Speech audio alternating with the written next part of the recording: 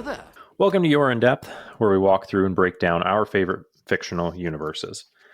Today, we are going to cover The Clone Wars Season 2, Episode 7 and Episode 8. With me is Evan, as usual. Hey, And, yo. my name's Jacob, if you're new with us. If you're not, it's been a while. And we did record one a couple hours ago for us, but last week for you guys. So we're hoping to get back into it. But today back into the Clone Wars. Yeah. I don't have anything really. I mean, we used to do Star Wars news. I don't know. I don't have anything there. I don't know if we need to do that. No. But I do want to. Yeah.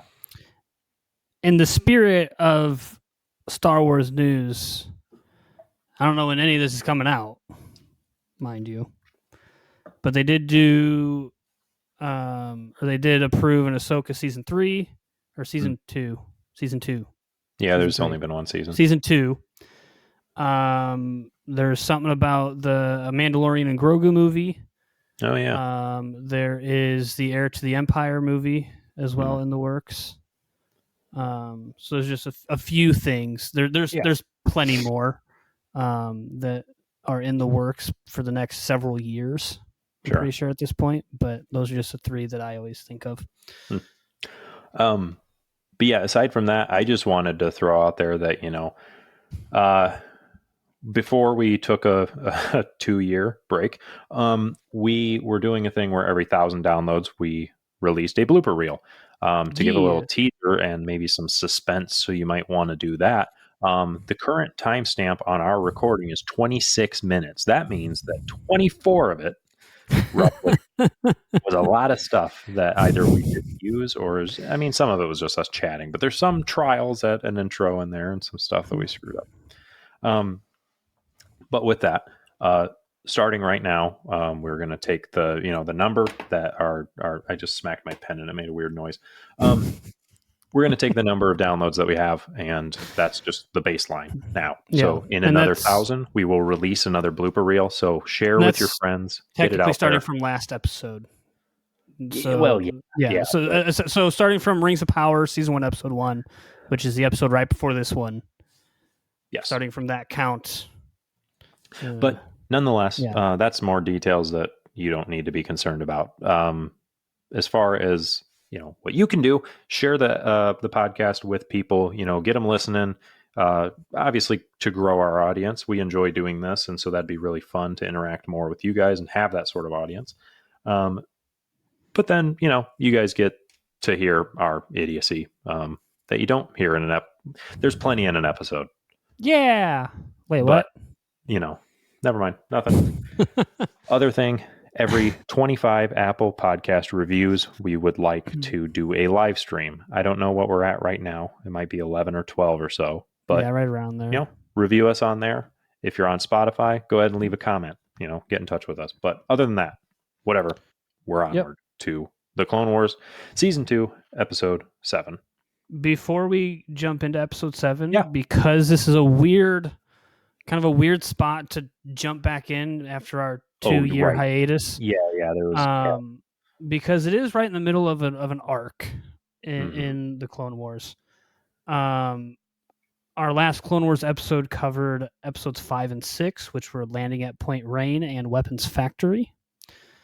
Just as a little brief recap, Landing at Point Rain was the episode following Anakin and Ahsoka, as well as Obi-Wan and Ki-Adi-Mundi, as they initiate the beginning of the second invasion for Geonosis. Yep.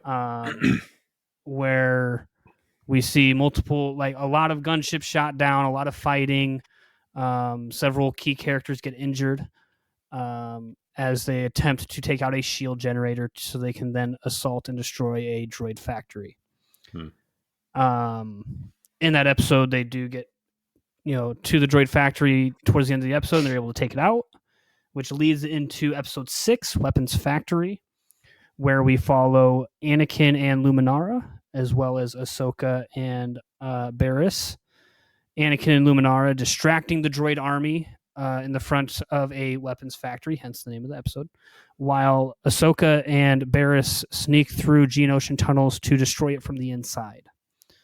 As all that progresses, Ahsoka and Barriss are able to get to the power generator to that facility, and they're able to destroy it using one of these new super tanks that the Separatists were trying to manufacture and send out to the battlefield, where they are then buried while in this tank, and Luminara and Anakin are able to find them and save them.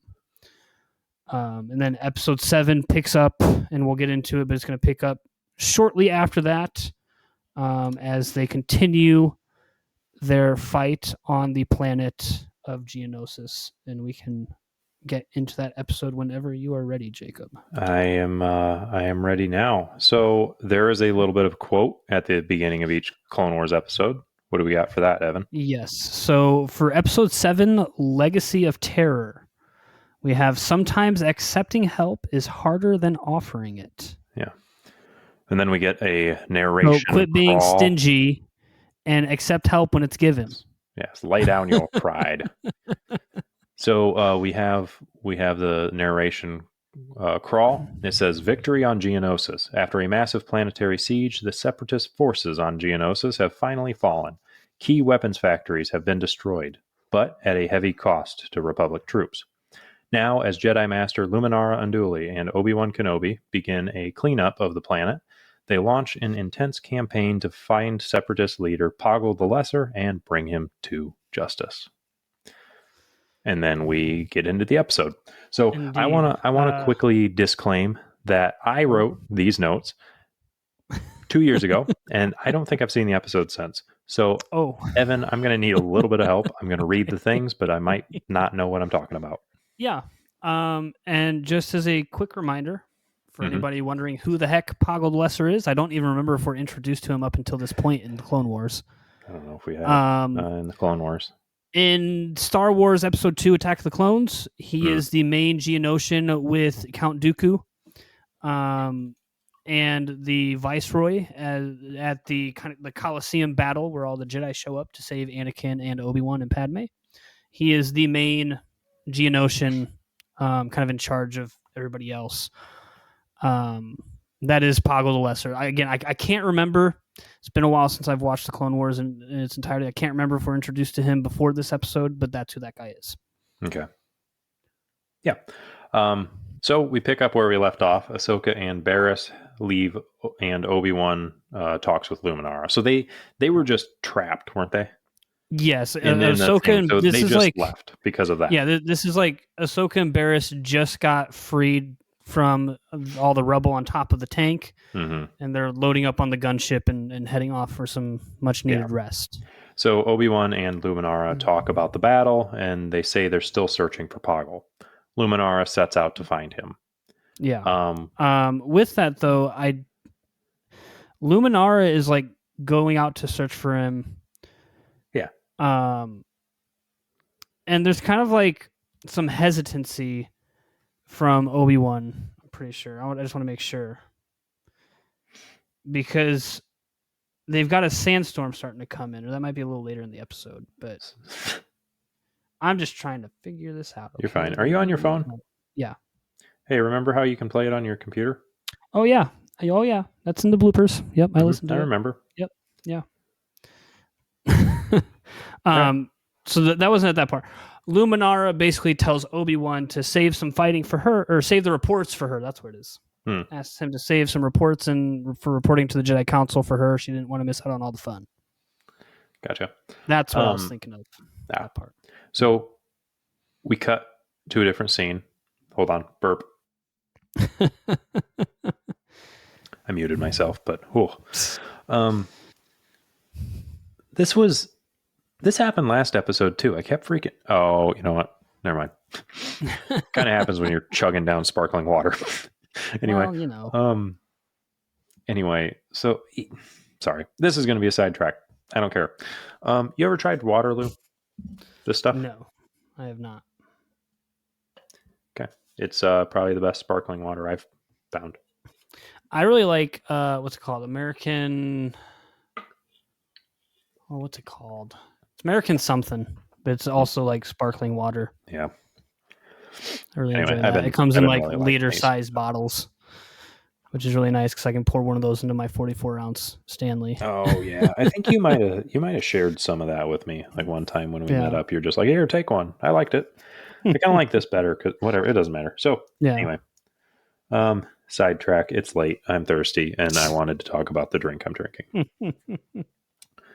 So we cut scenes. We see Poggle in a tank. He's got an escort of droids. Behind the tank, he's pulling some munitions. They drop one of them in the trail behind them, and then we cut back to Obi-Wan and Ki-Adi-Mundi talking about the battle. But then asking about Luminara. Right. And at this point, too, right before they get into the battle, Obi-Wan does, ask how Ki-Adi is doing, because Ki-Adi was wounded in the Landing at Point Rain episode. He was one of the ones that were wounded, but he is now recovered. He spent some time in a bacta tank. Unlike all of those bugs he scorched. Oh yeah. In the act of terror that was his war strategy. Well, hey, if it gets the job done, okay. I think they're a little past the old Geneva Convention at this point. Well, anyway, we can look at Anakin to see how much the Geneva Convention really applies here. Fair enough. So, he was wounded, so they're talking to him. Yep, they kind of like comment on the state of their men. That, as you said with the kind of the narration at the beginning of the episode, heavy clone losses, injury, and death. But it does seem that they are capturing the planet. They are still, like you said, looking for Poggle, and looks like Poggle's forces are moving from the northern hemisphere into the southern, trying to push back the clones. Yeah. As they talk more strategy, Yeah. So we return to Luminara, and she is talking about the munitions container that Poggle dropped. She says that he's heading towards some place they say has been cleared or something like that. And a storm starts to roll in. Well, and she does comment too, because Obi-Wan and Ki-Adi kind of comment that it could just be debris from the battle, right? From different battles going on. And Luminara even, like, it's not debris. We haven't fought here. This is not where a battle took place. And kind of comments how Poggle seems like he's going somewhere specific. He's not just running, just to get out of there. He's got a destination he's aiming for. Right. But like I said, a storm rolls in.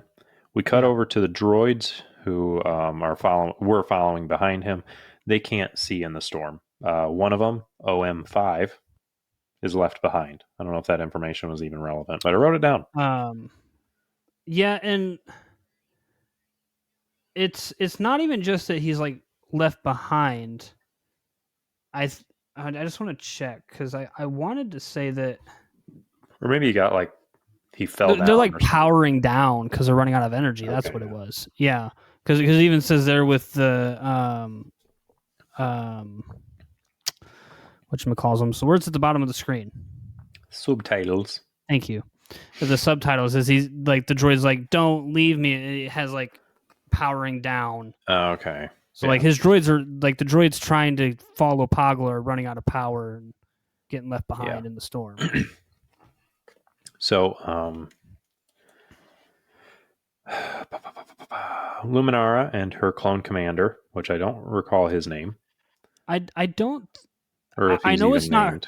I know it's not her commander, because Luminara's commander is Commander Gree. Oh, okay. Yeah, unless this is her commander before Commander Gree. But if it is, I don't think we ever get a name. If it pops up as we progress, I'll comment on it. All right. Well, anyway, we them two head towards the temple that Poggle was heading towards. Meanwhile, Obi-Wan, Ki-Adi-Mundi, and Anakin haven't heard from Luminara in a while. We cut back to her until entering the temple. I'm going to keep misspeaking. It was a trend earlier. She contacts the others saying where she is, and they tell her to stay put. Yeah. And even as she's approaching the temple too, we can see more signs of like stuff getting left behind. Because as she approaches the temple, we see a stray AAT. Yeah. Just kind of left out in the storm and left abandoned. Mm-hmm. Then there's like the weird like Geonosian statues in there as well that are kind of like creepy, and they like comment on those as well. But yeah, like that temple it gives off like creepy vibes to it, even just in like the ground floor where they are at. She says that she believes Poggle has entered the catacombs that are below the temple. She says that on the radio, and then she's attacked, but the others can't get to her until the storm clears. So we have a time jump. The storm does clear, and the others arrive. The clone that was with her is confirmed dead. Buzz. Buzz was his name. Obi-Wan finds Luminara's lightsaber. Obi-Wan and company head down to the catacombs. They mention a Geonosian queen who has only been rumored. Cut over to Luminara being dragged by zombie Geonosians and Poggle. She's able to contact Obi-Wan before being attacked again. Well, Obi-Wan and Anakin have made their way down into the temple, and they've got a contingent of clones with them. They do have Cody with them. They don't have Rex, notably. But it's all Obi-Wan's troopers. Like I don't think there's any 501st going down with them. I think they're all Obi-Wan's heading down into the catacombs. Yeah, so she's attacked. Obi-Wan and them are close by and are approaching. They're approached by the zombie bugs. So they're kind of like, they are well and truly zombie like Geonosians, because like they are dead. Okay. And we even see some clones like shoot them and like hit them with their blasters, and they kind of like recoil back, and even like that weird like zombie like lurch forward, that you see in the different movies and whatnot, like even that. Yeah, that's coming back to me. They definitely are zombies. And because like the one of them, I think Cody shoots it, catches it in the head, and it does that like recoil back, and they see its face, and they see a worm like come out of one nostril and like back into its head. Yeah, I remember that. Yeah. And even like the lightsabers. Oh, I even have that next. One gets its head cut off when they fight, and a worm crawls out of its face. Yeah, well, and because like Anakin cuts the one like zombie Geonosian's arm off, and it doesn't react, but he quickly takes the head off right after that to put it down. Anakin asks Obi-Wan, though, what is wrong with these things and why they can't kill him. Obi-Wan replies that he's heard rumors of a Geonosian hive mind so powerful that it can maintain connection even after the host is dead. Anakin tries to call for reinforcements, but has no signal. I will say, though, with that hive mind thing, yeah, it's not like he heard rumors, obviously. So like, and we can see here, it's not entirely true, right? It's because of the worm. Sure. That they're alive, or quote unquote alive. So it's like it's almost hive mind, but not quite. Yeah. Verbatim. Sure.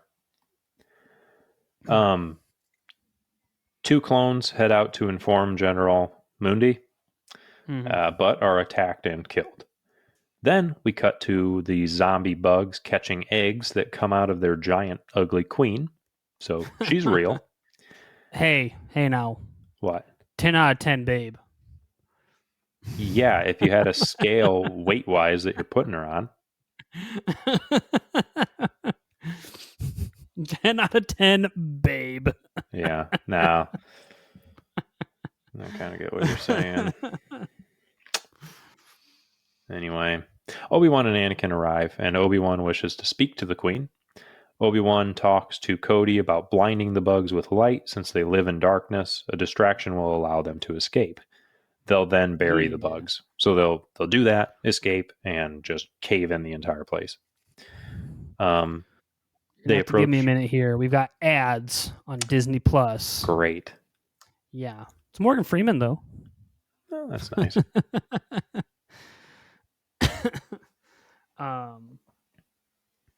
Yeah. While I wait for this ad to finish, though, Zombie Geonosians. I remember when I watched this episode for the very first time, all them years ago. Not what I thought was going to happen. Was not expecting zombie Geonosians. I can say that. You wanna know something? Nobody asked. Well, that's quite rude. I'm trying to fill the time here, and all I'm getting from you is sass. You're up here. You're up, Jacob. Look at me, Jacob. Jacob. What? Jacob. What? Jacob. What? Jacob. You're up here. God. You need to bring it down here. All You're right. up here. You need to bring it down here. No, I'm just. I got 35 more seconds on this stupid ad. Oh my gosh. Yep, it moved to Dawn dish soap with little ducks. Oh, cool. Did you know that those are actually severely screwed from the oil, and even though they're clean now, they're gonna die? Oh yeah. Oh yeah. These two ducks are talking. Okay, definitely not the ad that I thought you were talking about. But it's Dawn dish soap, so it's kind of Yeah. Now it's going to Disney World Hotel thing. Neat. Disneyland Resort, 70 whatever. All right, back to the episode. Cool.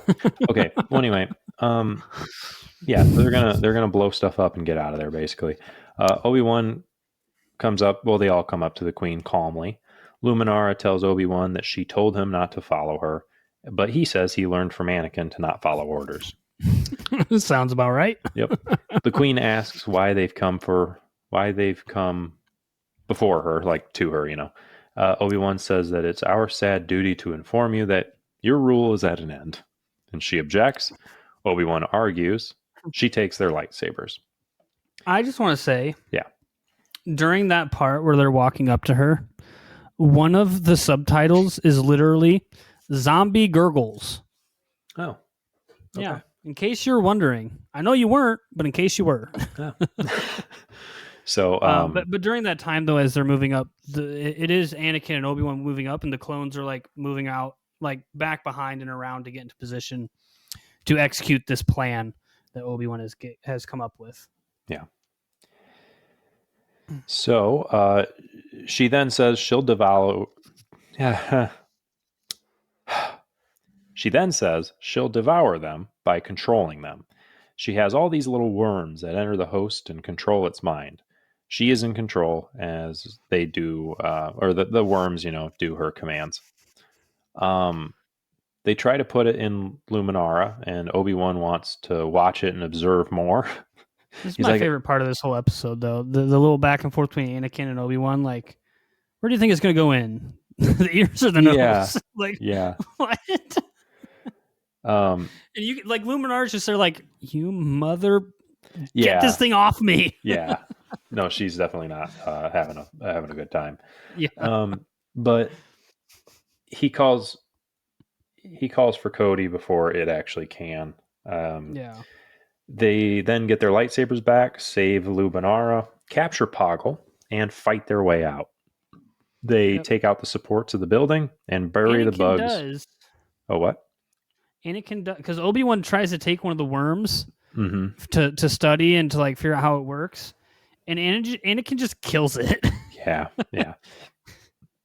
Because he thinks it's getting like it's about to get Obi-Wan. He just like stomps it into the ground. Yeah. But they take out the supports of the building and bury the bugs under the dirt, just like their original plan. They make their way out as everything collapses. And that's where we get our episode end for this one. I don't remember, though, with like shooting the pillars and stuff. Yeah. Do we see the Geonosian Queen again? Or does she die there? I could have sworn she dies there. Because like it shows her getting hit by some rocks, but for some reason, like some part of me wants to say that she doesn't die here. I could be wrong. I just like something like for whatever reason. Yeah. I'm looking it up right now. I don't know. Yeah. Yeah, we do get kind of like a cool like escape scene as they're all like moving to leave. Mm-hmm. With like the clones holding off the bugs as everybody like is running out of there. Yeah, she's dead. Okay. Yeah, it's cool escape scene and stuff. So that's where that episode ended. So we're at kind of our middle of the podcast episode break, which means we have an ad. Woo! This episode is brought to you by the Geonosian Birthing Center. If you're about to yo-yo a baby out of you, be sure it's done in the worst way possible. And if their cleanliness standards bug you, tough shit, you want to do this yourself? I know it's an odd notion, but they've got mindless drones that can just rip that preemie out of there, so call today. That's a weird word that you don't hear very often. Notion. It's about as infrequently used as G or amble. Like, if you wanted to say, wow, an idea in an out-of-the-ordinary vocabulary choice, you could say, gee, a notion. Kill me. Anyway. What in the world? So, now goodness. We have episode 8. I did not write the name of it down, but I'm sure you have it. It is Brain Invaders. Ooh. Yeah. We're going to be invading some brains. Yep. So, it's almost like zombies, but they're not eating the brains, they're just like taking over them. Mm-hmm. Yeah. What's our quote? Our quote is, attachment is not compassion. Whatever that means. Yeah. Anyways. So our little narration thing says, victory on Geonosis. After a massive assault, the Republic has finally recaptured the Separatist planet and shut down its droid factories of doom. An investigation by Luminara Unduli led to the discovery of Queen Karina the Great, whose hive mind could reanimate dead Geonosian soldiers. During the destruction of the Queen's Temple, the Jedi apprehended her advisor, Poggle the Lesser, and now prepare to deliver the villain to Coruscant for trial. Yeah. And this is a big deal. That's where we're at. Like, getting Poggle the Lesser. Like, capturing him, and regardless of the whole trial thing, like, if they can capture him and hold on to him, that's a big deal. He's like one of the head dudes of the Separatists. Geonosis, before the war broke out, was pumping out millions of battle droids. They tried doing it again here. Yeah. You know, it's similar to capturing like the Viceroy or what's his name? Like Wat Tambor, another Separatist leader, you know. You know, it's a big deal if they can actually capture him and hold him. And so I don't know where I'm going with that. It's a big deal, yeah. Okay, neat. Well, anyway, I guess so. No, but what you were saying, I mean, it's a big strategic move or an advantage if they are able to capture him and take him out of play. You know? Right. So anyway, now, granted, though, it's not like a game changer by any means. You know, it's not like the war is going to end because they have Poggle the Lesser. Well, but at the same time, you know, it's like it's taking one of the head honchos, one of the big droid manufacturers out, as well as capturing a planet that has pumped out millions of battle droids. Right. You know. Yeah. So, like, taking out the planet is big, yes, but if Poggle gets away, you know, it doesn't matter because he can just go to another planet and make more droid facilities. Yeah. You know. Yep. So, we start before off. We go into that too. Sorry, I just thought about this with Geonosis. My mind went to Star Wars Battlefront 2, the old 2005 game. Yeah. Oh yeah. When you're playing as the Republic, Geonosis gives you the most money, gives you most credits in that game when you're doing the Galactic Conquest. I don't know why I thought of that, but my mind went there. Yeah. No, I think that game. It was either that or Ocarina of Time was my very first video game ever. Oh. And I played Battlefront 2 way more than Ocarina of Time if it was my first. Oh, dude. And Galactic Conquest and then Instant Action is always what I would just queue up a ton of them, and I'd keep track of my scores in a notebook and see if I did better than the last time because it was only at my grandma's house. And so when I went there, I played it and then I jotted down my stuff, and dude, such a good game. I got to a point on my computer playing Battlefront 2, the Galactic Conquest, where I had gotten so many of the frenzy medals or trophies or whatever they are, where whenever I played as the base clone, I started with the upgraded rifle, where it turned into like the 3-round burst and did a bunch of extra damage. Nice. Like, didn't get jack squat for the other medals or awards, or whatever they're called, but that one I do remember. Like every match, it just started me with that because I had so many of them. Nice. Anyways, back to the episode. Yeah, sure. Well, anyway, so we start off the episode, and they're preparing to leave Geonosis and learn that they need to make a supply run to the medical facility near Dantooine as well. They decide to have Ahsoka and Barriss handle that. Well, and because I guess I never noticed it with this episode, but Ki-Adi-Mundi says like Mace Windu and his troops have held Dantooine, but to great cost to his troops, so they need to go over there and like give him some help, give him some medical attention and whatnot. Mm-hmm. And I just never picked up on that Mace Windu was over there. Oh, not to just say they held the planet, but that Mace Windu specifically was the one that held it with his troops. Yeah. Meanwhile, some clones are sleeping, and one of the worms is around, and these darn slacking clones need to get to work. Where's Pon Crow when you need him? I know. He would whip them right into shape if that shape was separated into 3 pieces. When you need him. Yeah. Well, for those that haven't watched Clone Wars, that's like, you'll get that later. Yeah. Where is that chronologically? What season is that? Season 4, I believe. Okay. Yeah. I'm pretty sure it's like, I want to say it's like episodes 8, 9, 10, 11 of season 4, or maybe 9, 10, 11, 12, something like that. You're looking it up now, aren't you? No. Oh. I'm not. Anyway. Yeah, clones are sleeping. Little wormy boy shows up and pulls up a nose. Just not the version I saw. He pulled just straight into a Candiru and just went right up his urethra.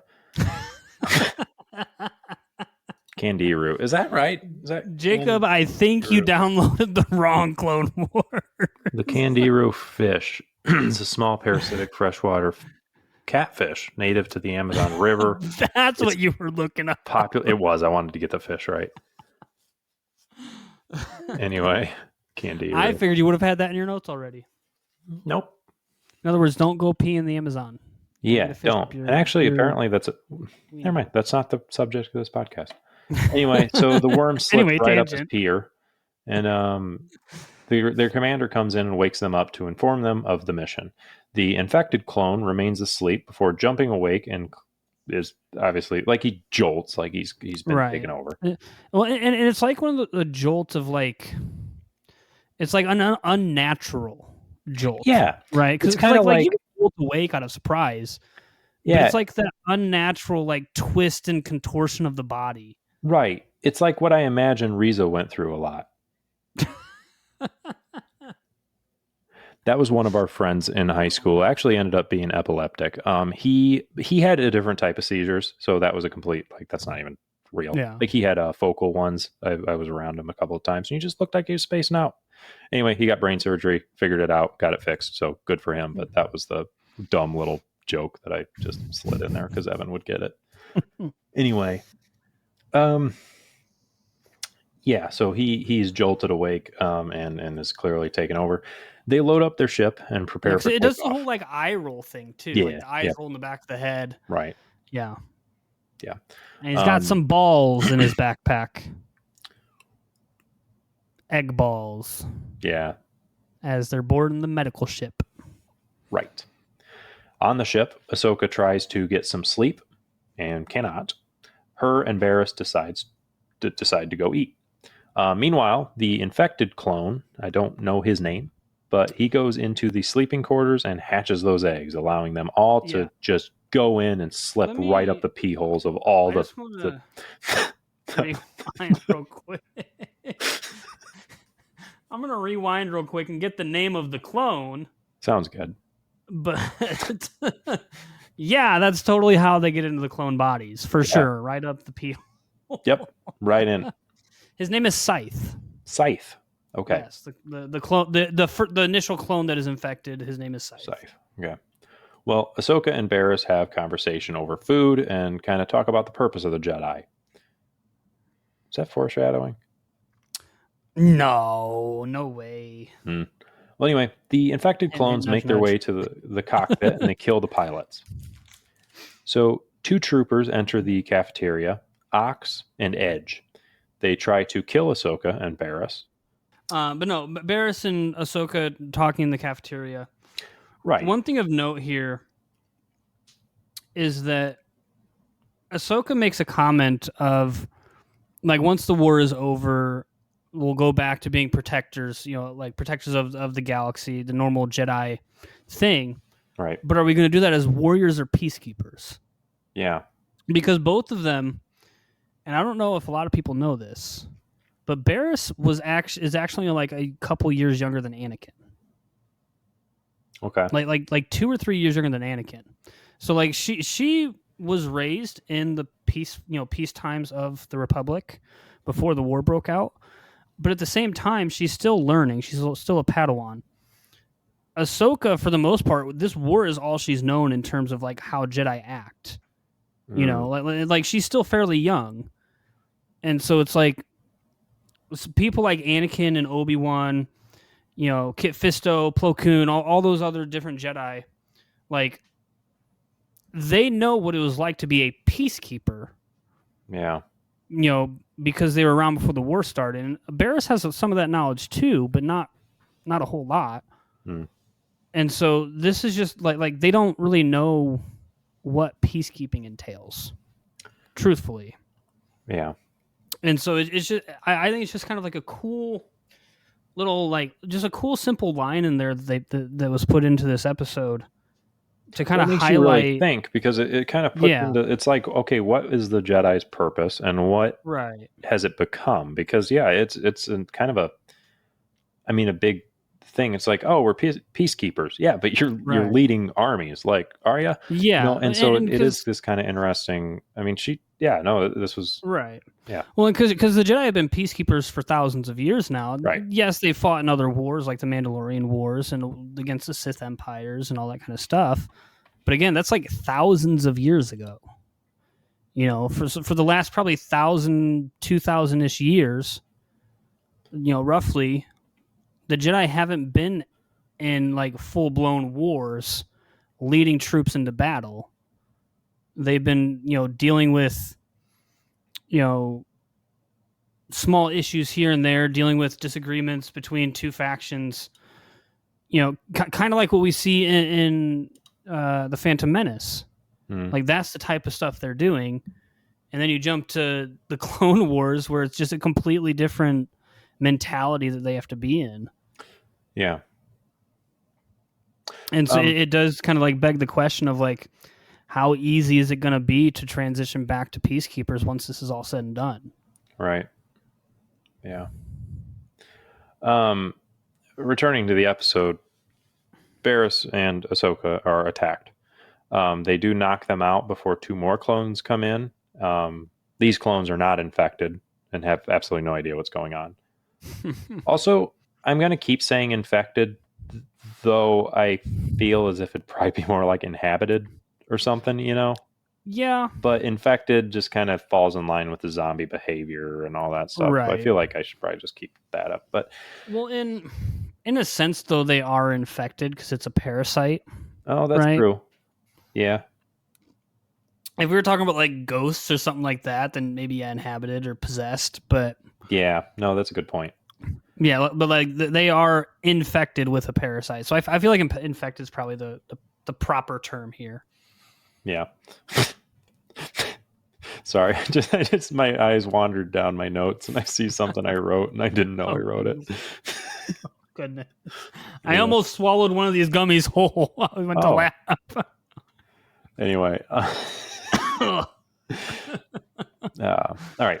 So Barriss, Ahsoka, and one of these clones go to check on the bridge. Meanwhile, Anakin is suspicious of what is going on that ship. Just kind of seems funky. Obi-Wan dismisses it, saying, not checking in is Right. is simply not checking in is simply an Anakin trait. Yeah, because Anakin kind of makes a comment of like they haven't checked in, like it's past the check-in time, Oh, okay, and yeah, like yeah, Obi-Wan makes a comment of like, oh yeah, like you always used to check in when you were supposed to, right, yeah, yeah. you know, So they which I mean is dismiss a it. fair That's the point. point. I mean it's a fair point on Obi-Wan's side because it's like we've seen how Anakin operates, and we will continue to see how Anakin operates throughout the rest of this, the rest of these seasons. Yeah, He's very much like off, like outside the books, the rules don't really apply, and that right, sort of kind of mentality. And so it makes sense that Ahsoka would kind of follow in that path with him being her master. right. But at the same time, though, you do have someone like Luminara, whose apprentice Barriss is there, and Luminara is very strict. We've only seen Barriss a couple times now, but she's very like prim and proper and like paying due respect and all that kind of stuff. And it just kind of gives the kind of like the mindset of like, or maybe the thought that Barriss wouldn't miss a check-in because Luminara has taught her otherwise. And so in that sense, I do find it kind of strange that because it's Anakin, Obi-Wan, Luminara, and Ki-Adi-Mundi. All four of them are there. I do find it kind of odd that none of them really thinks it's a big deal that Barriss is not checked in, because they all know how Luminara is, and they all know how she teaches. You know, I just found it odd that none of them would be like, well, what the heck? Why? Like, sure, okay, Ahsoka, Anakin's a wild card, but Barriss here, or right. Luminara here is, good old dependable, follow the rules. Right. Her apprentice would be the same way. Why ain't she checking in? Yeah. Right. Now, Dion. So those in the bridge enable the security shields blocking off the bridge. The clone that's with them tries to attack them before the parasite lunges out of him. They kill him and the worm, figuring out a bit on what's happening. So they're kind of learning on why these guys are actually, because they found the worm. The thing with that is they saw it slip right out of his worm. The thing with that is, I don't know why I'm hooked on that. I'm sorry to cut you off. I don't know. Yeah. I don't know why that's what your head is. Anyways, the thing with that though adds another layer to these Geonosian worms. Yeah. Because this clone has been with them since the cafeteria. This clone surrendered his weapon to them. This clone talked to them and said, I don't know what's going on. Yeah, it's almost like they're selective, like they're just kind of waiting for the right time to inhabit. Right. Yeah. Either the worm is being selective and choosing the right time to take over, or the worm is learning what the clone knows. Yeah. And is playing the part. Because again, that clone, because the one clone stayed in the cafeteria, the other clone went with Barriss and Ahsoka. Yeah. And so at what point did that clone that went with the two of them get infected? Because he's been with them the whole time. Yeah. At least since the cafeteria, where he played innocent, put his weapon down, claimed to not know what's going on. Right. So it's either like you said, they're like staying dormant until the right moment, or the parasite is learning what the clone knows and is just playing the part, acting the part. And it just adds like another layer of kind of complexity and kind of like creepiness. Truly like a terrifying type of aspect to it. Yeah. Because if those worms get out and they choose when to activate, well, they can infect the whole of the Republic and nobody knows it until it's too late. Right. Yeah. And if they get out, is there one in your head right now? Am I infected? I don't know. Maybe. Couldn't tell you. I don't know. But if it's the second one where it's learning what the clones know, yeah. What happens if that clone escapes and goes back to the Geonosians with that information? Oh yeah. Yeah.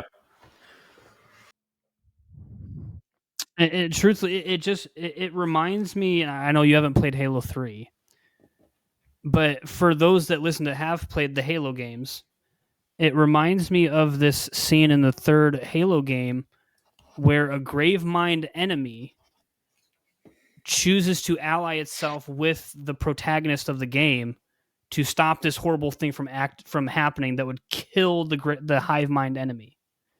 And it just adds that layer of like, that's terrifying. They can understand us. They can communicate with us. They can rationally think. You know, it just adds that extra level of intelligence to this parasite. You know, Yeah, and that's just what it made me think of. yeah. So they spy on some other clones and see them infecting more. The clones attack and a fight breaks out before Barriss and Ahsoka escape through a vent. I wrote in all caps, "Among Us" theme. Barriss and he vented. Barriss and Ahsoka split up. Ahsoka warns. It was Barriss in cafeteria. It was Barriss in cafeteria. Yeah. Barriss and Ahsoka split up, and Ahsoka warns Kit Fisto on the medical bay. Yeah. Meanwhile, Barriss sneaks around, getting herself caught. Hey, I'm just saying though, I'm not convinced that Kit Fisto's not infected. Have you seen them tentacles? I know. They're like aiming for every urethra in the room. I'm not convinced he's. I'm betting those worms actually come from Kit Fisto. That's his poop. Calling it now. Thanks for not acknowledging it. I need to stop. Yeah, so she's infected now. Ahsoka makes contact with Rex and Anakin, informing them what's going on. Barriss then enters and attacks Ahsoka. They fight. Ahsoka escapes. Cut over to Anakin, who interrogates Poggle aggressively, choking him and beating him, which is basically Evan's fantasy. Well, I mean, come on, isn't it everybody's? No. Well, to choke and beat you, maybe. Oh, well, maybe. No. But not having it, not being the receiver of that, well, not being the bottom. But this scene though, where Anakin is quote unquote interrogating Poggle. Yeah. This is another one of those scenes where we see the Darth Vader coming out. Oh yeah. In Anakin. Yeah. Like very very much so. This is a Darth Vader Anakin scene. Yes. You know, like you said, like he knocks him to the ground. He's force choking him. You know. Yeah. You can see the darkness kind of creeping into Anakin. It's just one of many, and surprise, surprise, we'll see similar scenes like that in future episodes because you know the slow fall of Anakin to the dark side. Right. It's very much just one of the many stepping stones on his fall. Yeah, he's gonna hit every single stepping stone on the way down. He's tumbling. There's just a lot of them that he has to hit. There's a lot of things. Yeah, yes. I think at one point he kind of misses one and then tumbles in reverse to hit it and then continues back down. Maybe. I'm not going to lie. I'm a little lost in your analogy on why there's stepping stones on his way down, like if he's falling. Well, because he falls to the dark side. He's falling down the stepping stone stairs. Okay. His fall to the dark side. Yeah. Okay. Come on, you're the college educated one here. Come on. Doesn't mean anything. Ahsoka is still outrunning Barriss, escaping an event once more. Classic Among Us. Yeah. Anakin at this point, Jedi what's going on though. Here. At this point, everybody's in the loop. Ahsoka now is the imposter. Correct. At first, it was the clones, the one clone that boarded. But now that everybody else is infected, Ahsoka is now the imposter. That is true. She's pretty much outnumbered. Technically, if this was an Among Us game, she would have lost already. Yeah. Well, episode's over.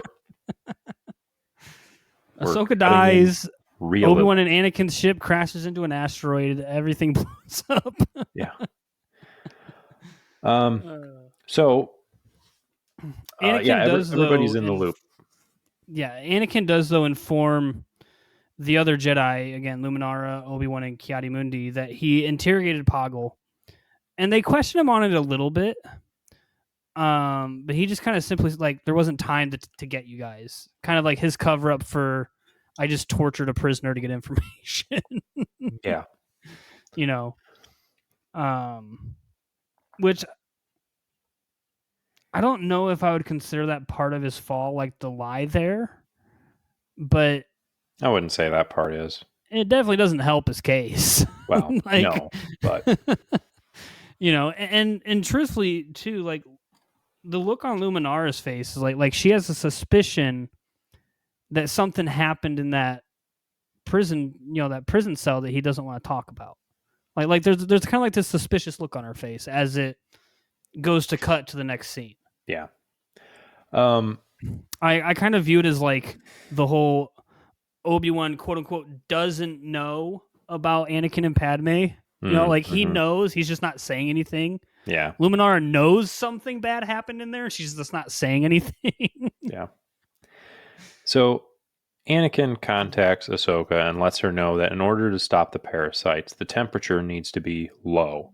So rupture the coolant system, basically, like make the temperature go down. So yeah. She makes her way there, does that, and the temperatures start dropping. They approach the medical facility. Yeah, this is like right as they're coming out of hyperspace, and you can see the medical facility off in the distance. Yeah, so Anakin and them. No, Kit Fisto, Anakin. So Anakin, Obi-Wan, and Kiadi, I think, are heading because they have Poggle the Lesser, so they're heading to I don't remember what planet. But they're heading to a planet to like put him in proper prison. Gotcha. Because Ahsoka and Barriss are heading to the medical station, I believe, to pick up medical supplies for Mace Windu.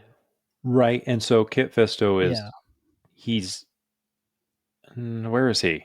He's Kit with Fisto them in the ship. Is at the medical. Kit Fisto's at the medical station. Kiadi Mundi is with Obi-Wan, Anakin, and Luminara. Right, but the only ones on the ship in the infected are Ahsoka and Barriss and then the a bunch of clones. Yeah. Okay. And some worms. Can't forget about the worms. Plenty of worms have rights too. Yep. Anyway. Sorry, I hit another ad. I got 20 seconds. Just trying to fill the gap. I will wait. Okay. When I had Disney Plus, no ads. Tiffany has Disney Plus, ads. They're racist. She's Asian. That's not right. I don't know if that has anything to do with it. Nope, that's what it is. I'm usually on board with just jumping on and making fun because it's just goofy and I like weird humor. But this, I don't get it. Nope, they're racist. She's Asian. They gave her ads. They didn't want her to enjoy Disney Plus to its extent. At least not. Yeah, no. Racist. All right, the ads are done. Okay. Well, I can't be racist. I'm dating an Asian woman. I mean, I think you can still be racist. It depends on how you treat her. See, that might not. Now, here's the no, we're not doing that. We're being stupid. Anyway, we are continuing. So now you're all caught up. So on the ship, the clones start freaking out as the parasites don't like the cold. Ahsoka tries to pilot the ship, but Barriss attacks her. Yeah, with that though, Kit Fisto has sent out like 2 like small tractor beam ships because the medical ship is coming in too fast. Oh, okay. And so he sent in some like tractor beam, little like almost like fighter sized ships to help like slow it down and try and control it. As like you said, Barriss and Ahsoka start fighting once again. Yeah. Ahsoka aims a coolant hose at Barriss, and that gets the worm to start coming out. Ahsoka then slices the worm. Meanwhile, they are docked at the medical facility. Kit Fisto enters and finds Ahsoka and Barriss pretty much almost frozen. Right. Oh, excuse me. Yeah. Kit Fisto, I will say though, at the very least, like Kit Fisto, I feel like unlike some other Jedi that we know, is not a complete idiot. Okay. Yeah. He does have the clones, like he warns them, he has them like get some hazmat gear going, like he takes precautions. And I feel like if this was Anakin, he'd just run in. He'd just run in there, not knowing if them little worm things are dead or not. Yeah. And he would have just gotten the rest of his guys infected. Yeah. No. Like I love Anakin in the Clone Wars, but he does some stupid stuff. Well, Ahsoka wakes up in the medical facility to Anakin telling her that she's all right. So are the others. Kit Fisto then comes in saying that he analyzed the parasite. Ahsoka speaks to Anakin, asking if she made the right call and not killing Barriss at the time. Kind of being like, this could have killed me. Right. Did I make the right choice in letting her live and keeping it? Now, foreshadowing, no. However, Well, and Anakin says that he says some advice about letting go of right, attachments and stuff. right. But I will say though, like at least from Ahsoka's perspective, like she's trying to approach this without like the 2020 hindsight. Yes. She's trying to approach this without the 2020 vision hindsight. Like in the moment when they were fighting, Yeah, she had like no idea what the state of the rest of the ship was. She had no idea if the freezing, like lowering the temperature, stopped the worms and the clones were like. She had no idea what was going on outside of the cockpit. right. And so she's basically just saying like, okay, it turned out great. Right. But in that situation, yeah, was I not making the right call? Should I have just killed her Right. and secured the yeah. Yeah. Like should she have killed Barriss and to make sure that the threat is stopped? Because she doesn't know the condition of the ship. She doesn't know what precautions Kit Fisto has taken. She doesn't know, she doesn't know if there's any more eggs on board. Mm-hmm. There's just so many unknowns in this specific situation. Should she have just killed Barriss and done the same thing to the rest of the clones? Like killed a few to save the many. Yeah, exactly. You So she's questioning that. and Anakin offers granted, some advice, and then the episode ends.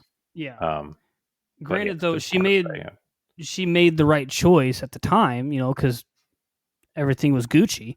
Yeah, it turned out well, but Yeah, it turned out well, but under other circumstances, it could have ended very differently. right.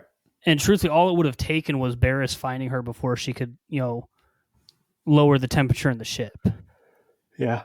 Because like if Barriss finds her before she lowers the the temperature in the ship, all it takes is her and Barriss fighting for another, I don't know, 5 minutes, Mm-hmm. and the ship docks with all of those clones still infected. And right. who knows how many more eggs on board. Yeah. And then that medical facility falls.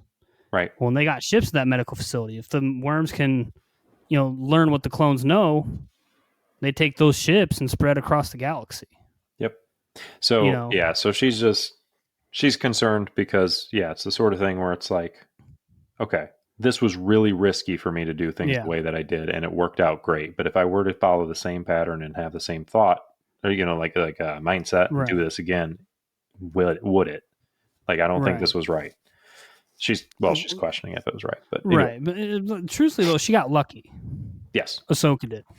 Yes, because, like I said, all it would have taken was Barriss catching her before she started lowering the temperature. Right. Yep. And this whole situation ends very, very differently. Yeah. Now, I'm sure, like, truthfully, I'm betting Kit Fisto could contain it, right? Fair enough. Yeah, probably. Kit Fisto was a very capable Jedi.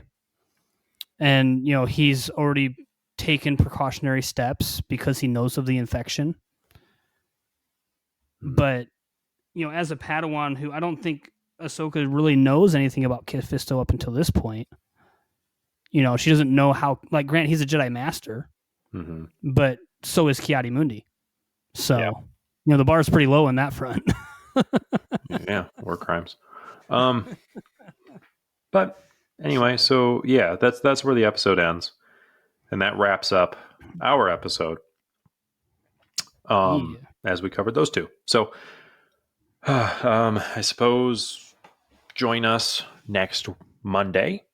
We will be covering Rings of Power episode 2. Yep. And then the Monday after that will be the next 2 episodes of the Clone Wars. So definitely follow us and stay tuned for that if you're curious on what we have to cover and if you liked this. I will say too, though. Yes. With this episode recording, not this Clone Wars episode, but the podcast episode recording. Yeah. We kind of came back in the middle of an arc. Right. We don't have another arc until we get to episodes 18 and 19. Okay. So, but our next two episodes, just for anybody curious who's listening to the podcast, for Clone Wars at least, is episode 9, Grievous Intrigue, and episode 10, The Deserter. Okay. For anybody curious what those episodes are going to be. Yeah. So if anybody wants to, watch those two episodes before listening to the following Monday, those are the two we will be covering next, Clone Wars wise. Correct. So earlier I had said if you enjoyed it, definitely come back. If you enjoyed it, once again, just want to throw out there, leave us a review. Comment on an episode. Let us know what you think. Any of that. I want to interact with you guys. I'm sure Evan maybe does. Don't want to speak for you, but sure. Yeah. Okay. But no, yeah. Comment. Leave a comment. Leave a review. Tell your friends. Tell your enemies. Tell your frenemies. Yeah. Let people know if you have any nerd bathroom stall. If you have any nerd friends out there that like Star Wars, like Lord of the Rings. Like Harry Potter, let them know. Come check us out. We'll eventually probably cover that. So that's, yeah. Well, I just mean, like, typically if someone likes Harry Potter, they like Lord of the Rings and or Star Wars as well. So it's kind of like in that vein. But yeah, anyway. And then once again, every 1,000 downloads, we will, do a blooper reel. So yep. And every 25, there's the emphasis of sharing that. And yes, as Evan was about to say, every 25 of those reviews / comments will be a not / comments, not the comments. Just reviews. Just the reviews. Every 25 reviews will be a live stream coverage of whatever we are on at the time, whether it be Clone Wars, whether it be Rings of Power, if somehow we're into Revenge of the Sith at that time or something past that. Yeah, whatever it is. So anyway, that's all we have to say. We'll stop yapping. See ya. Bye. Deuces.